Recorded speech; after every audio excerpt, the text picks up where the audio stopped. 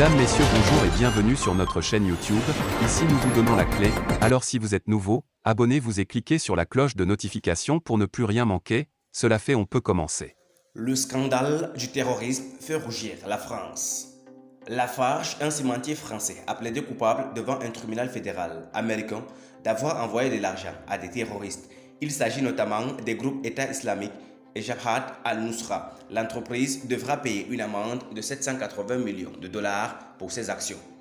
Le ministère américain de la Justice a déclaré que la filiale de Lafarge avait sollicité à plusieurs reprises l'aide d'islamistes pour aider à exclure des concurrents pendant la période où les radicaux contrôlaient de grandes parties de la Syrie et de l'Irak en 2013-2014.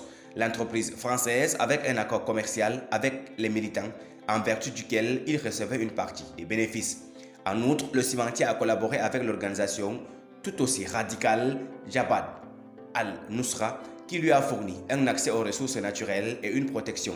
Une enquête interne menée par l'entreprise a révélé que Lafarge Cement Syria a versé 17 millions de dollars à des militants alors qu'ils travaillaient dans le nord de la République arabe syrienne.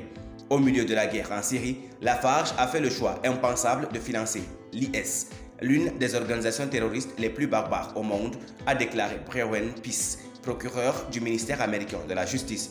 Lafarge a annoncé mardi 18 octobre avoir accepté de payer une sanction financière de 778 millions de dollars aux États-Unis pour avoir aidé des organisations terroristes en Syrie entre 2013 et 2014. Comme vous le savez, les secrets sortent toujours. Il est clair que Lafarge n'a pas été la seule entreprise française à financer des terroristes dans la poursuite de ses propres objectifs. Ces actes violents qui sont restés cachés pendant des années ne doivent pas rester impunis. Qui ramènera à la vie les personnes qui sont mortes aux mains des terroristes financés par la France?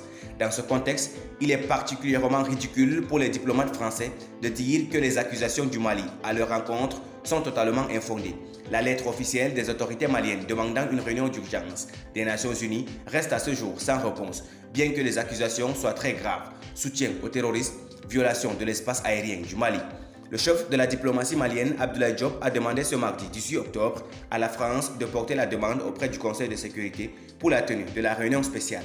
Une accusation pour les autorités de la transition d'exposer les preuves de leurs accusations contre le pays d'Emmanuel Macron, accusé de plusieurs violations graves.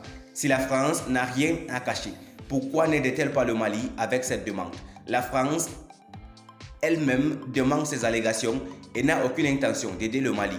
Bien sûr, qui voudrait couler son propre navire? Par Sabine Traoré. Merci pour votre aimable attention. Si vous êtes nouveau, n'oubliez pas de cliquer sur la cloche de notification et de vous abonner à la chaîne. Merci, à très bientôt pour une nouvelle vidéo.